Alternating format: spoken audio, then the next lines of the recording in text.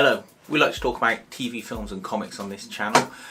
Today we're going to talk about a comic. We're going to talk about an omnibus, the Hulk omnibus from Jelph Loeb and Ed McGuinness. Ed McGuinness on art and Jelph Loeb on story. This collects the storyline Jelph Loeb did where you are introduced to the Red Hulk and you solve the mystery of who the Red Hulk is. And also the Red She-Hulk as well, though not so much. This, first of all, should be said that it's got great art on it. Ed McGuinness draws the Hulk really well. He looks big, he looks chunky, all the fights look great, and there's no disappointment when it comes to that.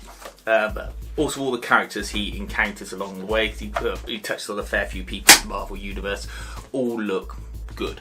There are other artists in there like John Romita Jr. and that, but Ed McGuinness has the lion's share of the artwork. Secondly, the presentation in the book is great.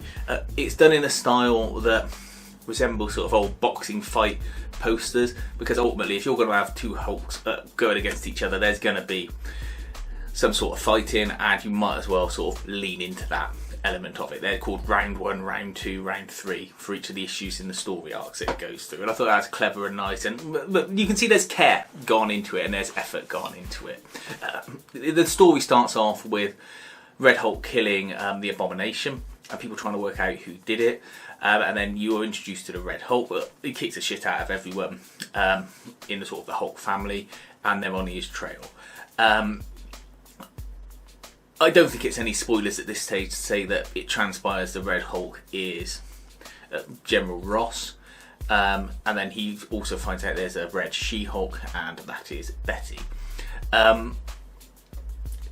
There's a cabal of sort of lower grade supervillains that have got together. MODOK, Leader, I can't think who else now. I think it's like the Mad Thinker, something like that. Anyway, they've all got together and they've used the events in World War Hulk to take samples of the Hulk's DNA and engineer their own versions of the Hulk. And the Red Hulk has slightly different powers. The only complaint about the story really is that after a while it becomes too much Red Hulk story and you lose touch with Banner and the Green Hulk. I felt that got a little bit tedious about 3/4 of the way through, but it soon picked back up pace. You get to look into Doc Samson's psyche and why and how he is, and I thought that was interesting. And you just get a good sort of rollicking fun ride. I don't think this is the kind of thing that could ever get adapted into TV or film, because there's just too much going on with too many other characters. Any adaptation would just be too watered down. The binding on the book is a fully sewn binding. They've got a nice red and green ribbon on there actually to represent the two Hulks, which I think is a nice touch. The paper quality is fine. It's glossy paper, but quite thin paper. Not say, I looked at the Deathstroke omnibus not so long ago, and that was much thicker paper by comparison, and I felt much higher quality. Same with Batman Universe as well, much thicker, higher quality paper. But this works fine, particularly for the book size. You get a whole lot of story for your money in this book.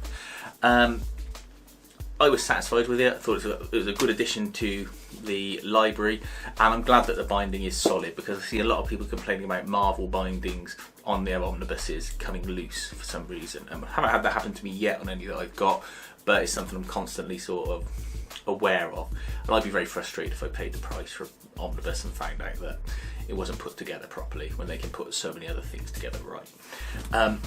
If you're a fan of the Hulk, get this. I don't know if they're going to be bringing out an Immortal Hulk omnibus, so this should tide you over in the meantime and you get a good dose of all the Hulk family characters. Please let me know if you've got any comments on the book and the story, or whether or not you think it could be adapted into a film. Be interested to know. And otherwise, please feel free to like and subscribe. Thanks for watching.